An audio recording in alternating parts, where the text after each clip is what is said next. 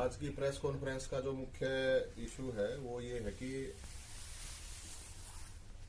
कल यूक्रेन से काफी लोगों के फोन आए हमारे पास जो हरियाणा के साथी हैं। 2000 से ज्यादा हरियाणा के साथी यूक्रेन में फंसे हुए हैं जो छात्र हैं, वहां पे पढ़ने के लिए गए हुए हैं। और वहां की जो स्थिति है वो बहुत ही ज्यादा गंभीर है। वहां बैंक में तो अकाउंट बंद हो चुके हैं सबके। खाने के लिए वहां पे बहुत बड़ी समस्या आई हुई है। खाने पे मीडिया में भी आ गई होगी। बाकी हमने कल जो साथी ने वहां पे बताया, हमारे पास अपने हरियाणा के साथी हैं, रोहतक के भी कुछ साथी हैं, आप लोगों को भी पता होगा। तो सबसे ज्यादा तो ये है कि वहां पे बहुत ज्यादा एक भय का माहौल बना हुआ है। और जो उन्होंने बताया साथियों ने कि वो अब वहां से यूक्रेन को छोड़ के करीब वहां अलग अलग जगह से पोलैंड साइड में वो जा रहे हैं। तो उन्होंने अपील की राज्य सरकार से भी और सेंट्रल गवर्नमेंट से भी, दोनों स्टेट गवर्नमेंट सेंट्रल गवर्नमेंट दोनों से ये अपील की कि किसी भी तरह से जल्दी निकाल दिया जाए वहां से, क्योंकि लगातार बमबारी हो रही है और उनकी जान माल की हानि होने की पूरी संभावना है जिस तरह से माहौल बना हुआ है। तो कुछ साथियों ने हमारे से अपील की थी, कल एक वीडियो मैंने ट्वीट भी की थी। उन्होंने अपील की थी और कोई मेट्रो में, कोई सबवे में, कोई अंडरग्राउंड में, अलग अलग जगह अपनी जान बचाने के लिए वो रह रहे हैं, लेकिन उनके सामने खाने पीने की बहुत बड़ी समस्या आ रही है। इधर उधर जाने के लिए गाड़ी में पेट्रोल वगैरह वहां पे 2-2 किलोमीटर की, 3-3 किलोमीटर की लाइन है। खाने के लिए है उसकी 2-2, 3-3 किलोमीटर की लाइन है। और देश के करीब 20,000 से ज्यादा लोग जो देश के स्टूडेंट हैं वो बता रहे हैं। कुछ लोगों को जब लाया गया तो भी 20-25 हजार रुपए की जो टिकट थी उसको 60,000 70,000 का कर दिया गया। मुझे लगता है इससे बड़ी तो कोई बेशर्मी, घटिया, बेईमानी और ये तो सीधा सीधा मतलब आपदा में अवसर टाइप का मामला है कि इससे घटिया काम कोई नहीं हो सकता। कि इस तरह की इमरजेंसी में तो एयरलाइन को मुझे लगता है कि फ्री में लेके आने चाहिए लोग,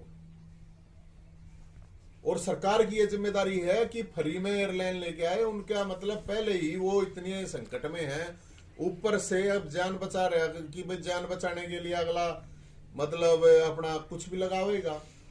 तो ये एक सबसे मतलब इसके ऊपर भी सरकार को ध्यान देना चाहिए।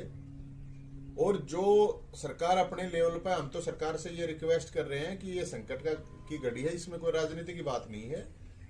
बहुत से छात्र बहुत भयभीत हैं और यहाँ जो उनके पेरेंट्स हैं वो बड़े परेशान हैं। तो इसके लिए जो हमारे साथी वहां पे गए हुए हैं वो उनकी एक टीम है, ग्रुप है, और कल से हम उनके संपर्क में हैं।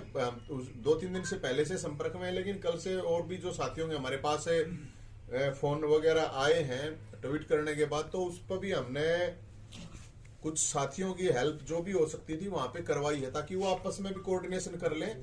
तो एक दूसरे का कुछ ना कुछ सारा दूसरा देश है तो बन सकता है। तो सबसे जो मैं आप लोगों के माध्यम से ये कहना चाहूंगा कि एक यूक्रेन में है हमारा साथी सतवीर, पूरी टीम है, सतवीर है, यूक्रेन में है अभी, और वो वहां पे हेल्प कर रहा है। हम उसके लगातार टच में हैं। उसका नंबर जो भी साथी हैं यूक्रेन में, चाहे वो हरियाणा के प्रदेश के हों चाहे वो देश के हों, किसी न किसी तरीके से वो जरूर उनकी हेल्प के लिए वहां पे तैयार है। उसका जो नंबर है वो आप नंबर मैं आपको बता देता हूं। ये यूक्रेन का नंबर है। ये हम चंडीगढ़ की और दिल्ली की कोई वो नहीं दे रहे, क्योंकि वहां पे जो एम्बेसी के जो नंबर है वो भी कांटेक्ट में नहीं, मतलब वो भी नहीं कम्युनिकेशन कर पा रहे। अब कोई हरियाणा में तो मेरे ख्याल में यहां तक तो कौन वो करेगा कि यहाँ पे फोन करेगा फिर वहां से उसकी वो होगी। तो मेरी सरकार से भी ये अपील है, केंद्र सरकार से भी और राज्य सरकार से भी। सरकार होती है, बड़ी चीज होती है, सरकार का बड़ा सिस्टम होता है। तो यूक्रेन के ही नंबर जारी किए जाएं ताकि यूक्रेन में वहां हेल्प मिल सके, और यूक्रेन में जो एम्बेसी है अपनी या जो भी वहां पे सिस्टम हो सकता है वहां पे उनकी हेल्प के लिए ज्यादा लाइनें खोली जाए। क्योंकि मैंने जब कई लोगों से बात की तो वो ये कह रहे थे जो यूक्रेन में इंडियन एम्बेसी है उसके नंबर नहीं मिल रहे हैं, तो उन्होंने एक नंबर दे दिया हुआ, तो इतने लोगों से तो कैसे मिलेगा, नहीं मिल पाएगा। अब हमारा तो इतना सिस्टम है नहीं कि भाई हम वहां पे 100 को मतलब लाइन चालू कर दे, लेकिन वहां पे लाइन चालू करके यूक्रेन में central government, state government Ukraine का ही नंबर दे और उनका कम से कम कोऑर्डिनेशन करवा सके, ताकि जो भी चीज है कि कम्युनिकेशन हो सके वहां पे। जिस तरह से वो तो युद्ध है उसमें तो कोई शक है ही नहीं, वहां कोई और कोई छोटा मोटा चीज तो हो नहीं रही, युद्ध का समय है और युद्ध के समय में खाने पीने की, रहने की, हर तरह की समस्याओं से वो जूझ रहे हैं। तो जो नंबर है यूक्रेन का नंबर है, मैं आपको हेल्पलाइन के लिए यूक्रेन का नंबर दे रहा हूं। आप साथी जो भी देख रहा है, सुन रहा है, यूक्रेन के अंदर ही आपको जो भी कोऑर्डिनेशन मिला, जो भी मैक्सिमम हेल्प की जाएगी। और इस के लिए मैं जो वहां साथी हैं, वो जो टीम के साथी हैं, उनको भी मैं बधाई देना चाहूंगा कि वह जो भी हमारे पास भी अगर कोई फोन आया है तो हमने उनका नंबर दिया तो उन्होंने उनको हेल्प की है और आगे भी वो हेल्प करेंगे। इसके लिए हमने उन साथियों से बात की थी और उन्होंने इस चीज के लिए हामी भरी कि हम जो भी मैक्सिमम हो सकता है, जो भी साथी हैं वहां पे जिस तरह की भी हेल्प कर सकते हैं, क्योंकि एक दूसरे देश में अगर कोई बात भी कर ले वो भी बहुत बड़ी हेल्प है, मैं तो ये मानूंगा। लेकिन वहां उन्होंने साथियों को गाइड कर रहे हैं अच्छी तरह, क्योंकि वो वहां पे काफी दिन से रह रहे हैं, इसलिए। तो सतवीर सिंह नाम है और वहां पे यूक्रेन का नंबर है हेल्पलाइन के लिए, आप लोगों के सामने भी 38066086061। एक बार दोबारा मैं रिपीट कर देता हूं, इसमें प्लस लगेगा आगे, यूक्रेन का जो नंबर है तो वहां प्लस लग के, मतलब उनको व्हाट्सएप कॉल, आप व्हाट्सएप कॉल से वो जुड़े हुए हैं, व्हाट्सएप कॉल आप कर सकते हैं, प्लस लगा के 38066086061 ये नंबर है, ये हेल्पलाइन नंबर है। जो भी साथी का, वो अपने हरियाणा से ही है वो साथी, पूरी उनकी अपनी वहां पे टीम है। तो जो भी साथी किसी भी तरह से संकट में है तो वो कुछ न कुछ जरूर वो हेल्प वहां पे करेंगे। और मैं तो एक बार फिर यही कहूंगा, मैं राज्य सरकार से भी और केंद्र सरकार से भी, कि किसी भी तरीके से वो, क्योंकि जो उन्होंने बताया कि खाने पीने के लिए 2-3 किलोमीटर की लाइन लगी हुई है, तेल पेट्रोल के लिए लाइन लगी हुई है, सब लोग वहां से भाग कर पोलैंड साइड मतलब जा रहे हैं, वो जो बता रहे थे। तो वो ये जो नंबर दिया है इस पे व्हाट्सएप करके वो हेल्प करने के लिए वहां पे तैयार है, अपने हरियाणा से हैं। और करीब वो बता रहे थे करीब 100 कितने के आसपास, तो अकेले 100-150 तो शायद रोहतक से ही हैं वहां पे जो साथी हैं, करनाल से हैं, पानीपत, करनाल, कुरुक्षेत्र उस साइड से हैं, बहुत से मतलब 500-600 साथी हैं वहां से। तो हरियाणा के जो 2000 साथी हैं उनके लिए, ताकि कोई कोऑर्डिनेशन के लिए मैं मेरी तरफ से जो मैं प्रयास कर सकता हूँ वो मैंने आपको बता दिया कि ये एक बहुत संकट का समय है। इस संकट के समय में हम जितनी हेल्प कर सकते हैं या और भी जो भी जिस तरह से भी हेल्प कर सकता है, मुझे लगता है वहां पे हेल्प करनी चाहिए। कोई संस्था की है या अपने पर्सनल लेवल पे? ये तो पर्सनल लेवल को संस्था की वो नहीं है, ये तो एक हमारा साथी वहां पे है, वो वहां के बारे में जानता है, जानकार है उस चीज का। उनका 10-15 लोगों का एक पूरा एक अपनी टीम है, ग्रुप है, वो वहां पे ऑलरेडी वो हेल्प कर रहे हैं, वो मतलब हेल्प कर रहे हैं। और वो मुझे लगता है कि क्योंकि हमने जब उनसे बातचीत करी तो उन्होंने कहा था कि जो भी इस तरह की हेल्प की जरूरत है यहाँ यूक्रेन में, कोई भी इस तरह का वो होगा तो जो भी हमारे से हेल्प बनेगी किसी भी तरह की, वो हेल्प हम करेंगे। प्रधानमंत्री ने बात की है जिस तरह से, क्या शांति होगी या नहीं होगी, क्या लगता है आपको? इस तरह बात का नहीं मेरा के होगी के नहीं होगा, इस बात का हमें नहीं पता है, लेकिन युद्ध तो किसी के लिए भी ठीक ना होता, दुनिया के लिए भी ना, देश के लिए ना, आदमी के लिए ना। हो रहा है तो उससे भाग भी कहा सकते हैं, जब युद्ध हो जावे तो फिर लड़ना भी चाहिए, करेगा आदमी। आपकी बातचीत तो मौजूदा हालत क्या है वहां पे? हालात तो वो ये कह रहा था भाई साहब, ये जो टीवी वगैरह मरीन में जो दिखा रहे हैं ये तो कुछ भी नहीं। वहां पे बिल्कुल वो ये कह रहा था कि बहुत ज्यादा नुकसान वहां पे, मतलब वो तो ये कह रहा था यूक्रेन का तो मतलब एक रात में ही उन्होंने पूरा बर्बाद कर दिया है। जो बताया गया है वो उनकी आपसी जो भी लड़ाई है, लेकिन वहां जो साथी था उसने जो बताया, अब यूक्रेन में कुछ नहीं छोड़ा, यूक्रेन तक उनने मतलब तहस नहस कर दिया। और यूक्रेन से लोग अपनी जगह छोड़ छोड़ के, अपने घर बार छोड़ छोड़ के, मतलब जो वो बता रहा था कि पोलैंड की तरफ भाग रहे हैं, और वो जहां जिस साइड की तरफ वो दूसरे देश में जा रहे हैं वहां पे भी वो ये बता रहा था, जो मेन रोड है, जो हाईवे होते हैं, जो मेन रोड है, वो उस पर वो ये कह रहा था पता नहीं है 50 किलोमीटर का जाम है, कितने किलोमीटर का जाम है, कोई निकल नहीं पा रहा है वहां से, सब गाड़ियों ले लेके अपनी, मतलब अब जान बचाता था कोई भी आदमी है, भागेगा ऊपर तो बम पड़ेंगे तो और क्या करेगा आदमी। मीडिया 2 दिन पहले बता रही थी कि वो झंडे वंडे तार दिए अपने नहीं वहां पे तो बहुत, मतलब वो जो बता रहा था कि जो मीडिया में दिख रहा है आ रहा है, वो तो क्योंकि वहां की बता रहा था, वो तो वही है।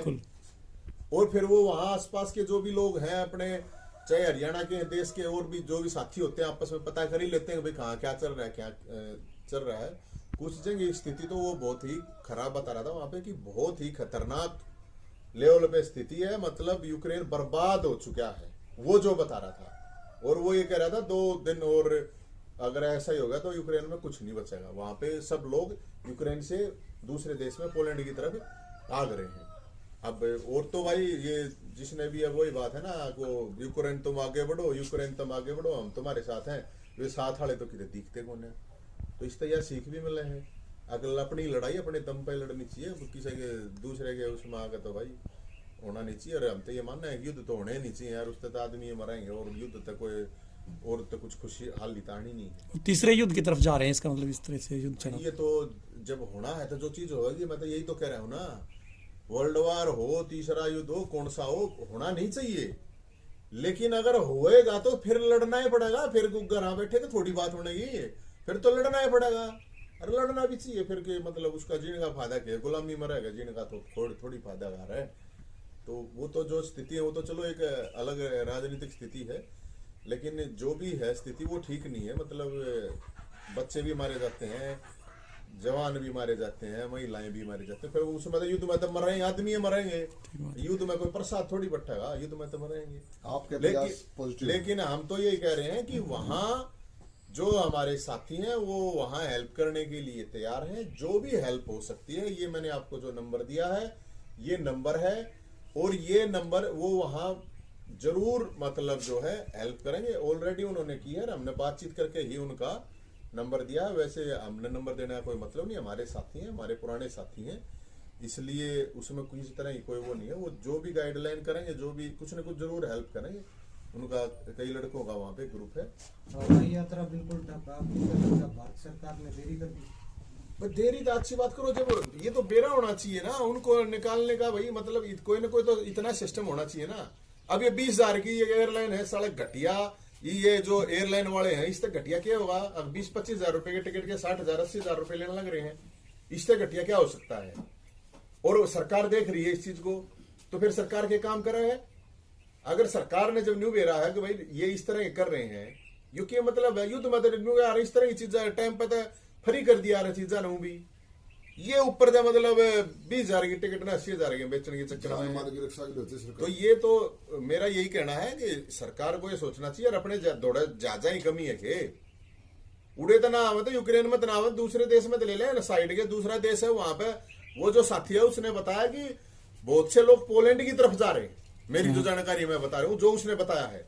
अब पोलैंड की तरफ जा रहे हैं, जो हरियाणा के भी बहुत से जो साथी हैं, वो करीब ये कह रहा था कि 600-700 साथी ऑलरेडी हरियाणा के जो खासकर उसने बताई, और जो देश के भी हैं जो, वो सब पोलैंड की तरफ जा रहे हैं ताकि पोलैंड के वहां पे जाया जा सके।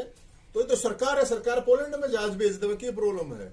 ये इतने जहाज रहे, इतनी कंपनी रहे, क्या कमाओगी, ये तेल कमी थोड़ी है देश दो रहे, कम से कम उन्हें बुला लो यार, वो बेचारे उड़ा फंस रहे हैं, वे तो जा रहे हैं, तो वो भाड़े तो पैसे भेज जाते। तो इसलिए मतलब सरकार को अपनी पूरी जहाज लगा के, चाहे फौज के जहाज लगाने पड़े, सेना के जहाज लगाने पड़े, जितनी भी एयरलाइन है इनको आदेश करे, और जिस भी दूसरे देश में नजदीक वो पहुंच सकते हैं। क्योंकि वो बता रहे थे कि 1000-1200 किलोमीटर के आसपास दूरी पे है पोलैंड, जो बॉर्डर बता रहे थे।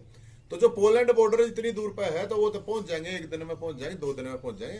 तब तक सरकार को ये इंतजाम करना चाहिए कि पोलैंड से उनको एयरलिफ्ट कर ले हुए, 20,000 तो आदमी है, कोई गणे थोड़ी है। 20,000 आदमी भेज दो, जा लिया होंगे, क्या प्रॉब्लम है भाई। उड़ा कोई यूक्रेन में थोड़ी जा भाई, यूक्रेन में तो वो कह रहे थे कि एयरपोर्ट वगैरह तो सब बंद हो गए, खत्म हो गए। मतलब उड़ा जो बता रहा था कि एयरपोर्ट वगैरह पे तो बम बम गिर गया, एयरपोर्ट वगैरह तो तहस नहस हो लिए यूक्रेन के। तो 3-4 की तो वो बताओ था, वही 3-4 जहाँ पे आवाजाही थी, आना जाने का था, तो वहां वो सिस्टम बंद हो चुका है जगह। लेकिन दूसरे देश में उनको बुला के वो जा रहे हैं, ऑलरेडी जा रहे हैं लोग वहां तक। सरकार को कुछ करने की जरूरत नहीं, वहां तो बेचारे अपने आप पे जा रहे हैं। उड़े नहीं, जब यूक्रेन आप कह रहे हो कि यूक्रेन में तहस नहस हो गया, कुछ भी नहीं है, तो फिर वो जो है वो कहाँ रह रहे हैं लोग? नहीं, तहस नहस का मतलब ये है सर, तहस नहस का मतलब उड़ा परमाणु बम थोड़ी पड़ा है भाई। मैं ये थोड़ी कह रहा हूँ, वो ये कह रहे हैं तहस नहस का मतलब है एयरपोर्ट वगैरह या और जगह वो जहां पर उन्होंने देखा है कि मतलब बड़ी बड़ी बिल्डिंगें ढहगी हैं, एयरपोर्ट वगैरह, रेलवे वगैरह, काफी नुकसान वो ये कह रहे थे। मतलब लोग अपने घर छोड़ गए, वो अपने वाले नहीं, अपने वाले तो जा ही रहे हैं।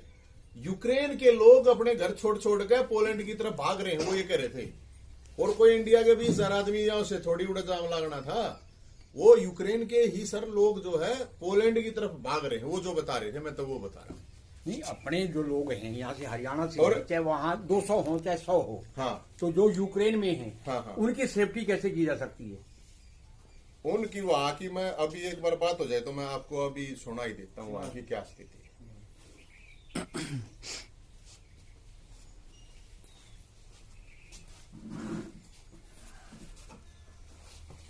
मिला ये उस पर दूसरे पे मिला देंगे।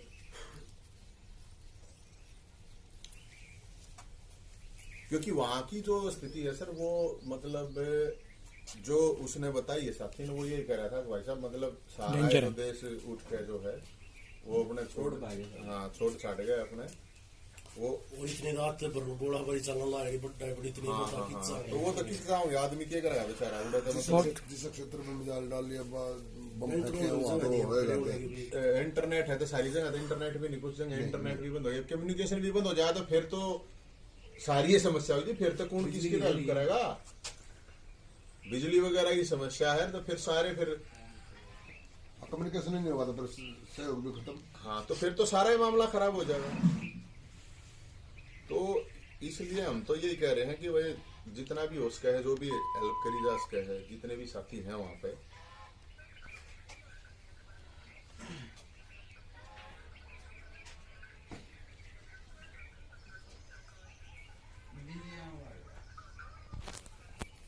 आप एक बार नोट कर लियो नवीन जी। तो आप भी एक बार ना व्हाट्सएप कॉल करके चलो एक सेकंड में बता देखिए। नंबर चालू बोलो 66 086 8061। आप एक बार इस पे व्हाट्सएप कॉल ना एक बार करके वो आप लोगों ने बिल्कुल सारा जो भी है ना एग्जैक्ट 12 डिजिट का है ये हो गया जी 2 4 6 8 10 12। हाँ 12 का ही है। ये व्हाट्सएप कॉल पे। हाँ व्हाट्सएप कॉल पे ठीक है सर फिर ओके ठीक है। एक है ना 27 तारीख को बीजेपी हरियाणा में चंद्रशेखर दिवस मना रही है, वो सही अरे चंद्रशेखर दिवस मना रही है तो बढ़िया बात है, मनाना चाहिए, सब मनाओ, एक ही नारा मनाओ है। लेकिन उन्होंने जो काम करे थे उस हिसाब से काम कर लेना। हरियाणा के युवा तो 25 लाख तो बेरोजगार हंड है बेचारे, वे क्या मनाओगे? पेट में रोटी ना होंगी तो क्या करेंगे हैं? वो दिवस मनाना अच्छी बात है, लेकिन हम तो ये दिवस मना के लोग ना भगावे ना, उस पे चंद्रशेखर आजाद को मानने वाले इनका वोट कौन है दवा। वहां से पार्क से भी मिट्टी लेके आए हैं, अलग अलग जगह जा रहे हैं। अरे ये मिट्टी तो सारी एक सी, सारे देश की मिट्टी एक सी है। माटी लिया अच्छी वो वाजपेयी जी की भी न सारे का राख फैलाई गई, उसका क्या हो गया? ये कोई बात नहीं है। हम तो ये कह रहे हैं जो रोजगार है, जो नौकरी है वो दे दो, नौकरी काट दो, लोग इनके आप पैसे बोल देंगे, क्या जरूरत है? तो नौकरी 25 लाख मतलब चंद्रशेखर आजाद बड़े खुश होंगे, उनकी आत्मा इतनी खुश होगी अगर हरियाणा के अंदर से बेरोजगारी खत्म हो जाएगी, हरियाणा के अंदर से नशा खत्म हो जाएगा, हरियाणा के अंदर से क्राइम खत्म हो जाएगा, तो चंद्रशेखर आजाद की आत्मा बहुत खुश होगी। उन्होंने ऐसा देश के लिए गोली को ना खा रखी, बलिदान ऐसे नहीं दे रखे हमने। आके वही जो स्थिति अब देश में है वो। तो मैं तो नहीं हूँ, चंद्रशेखर आजाद की आत्मा तब खुश होगी जब हरियाणा के, चाहे देश की बात है, तो देश के लिए बलिदान दिया था उन्होंने। एक बार फिर मिला